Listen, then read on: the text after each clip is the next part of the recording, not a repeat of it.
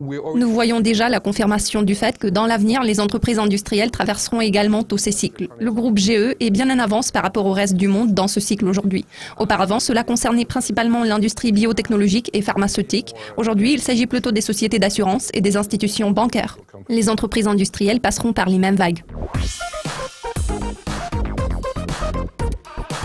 Alors André, l'innovation est importante pour avoir du succès dans le monde des affaires. Quelles sont les démarches à suivre? Dans quel ordre faut-il procéder?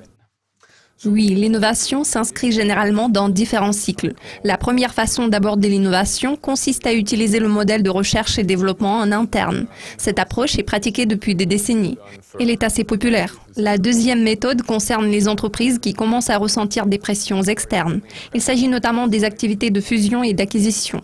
Cette méthode consiste à racheter des entreprises concurrentes qui ont leur propre clientèle, leurs propres revenus et leurs propres profits.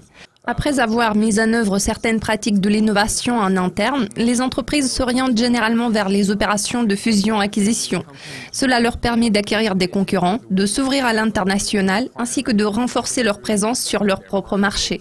Il existe certaines limites qui s'imposent dans ce type d'activité, surtout en ce qui concerne les risques, le montant requis pour effectuer cette opération et les moyens nécessaires pour s'ouvrir sur de nouveaux marchés.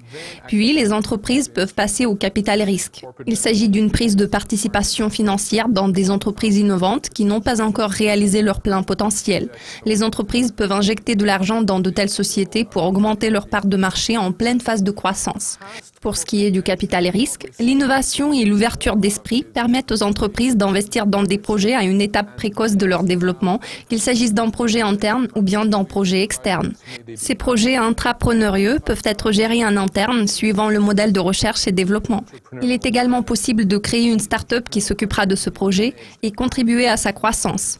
Je voudrais attirer votre attention sur le fait que dès que nous commençons à investir dans des projets innovants en développement externe, cela crée une boucle de rétroaction pour la mise en place des démarches d'innovation en interne. C'est ce que nous appelons généralement l'innovation interne 2.0. C'est un cercle vertueux dans le cadre duquel les projets intrapreneurieux et les projets d'innovation externe peuvent alimenter l'innovation interne.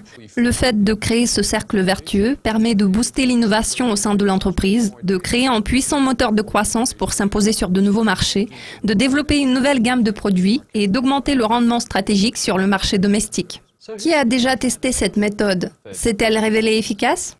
Nous pouvons constater que la transformation du marché de l'innovation se fait par vagues. Cette transformation a commencé il y a 20 ans par les sociétés de biotechnologie et les entreprises pharmaceutiques. Elles ont traversé tous les cycles susmentionnés. Aujourd'hui, l'ouverture, l'innovation et l'acquisition des startups en tant que moteur de croissance sont des éléments largement répandus dans ces secteurs.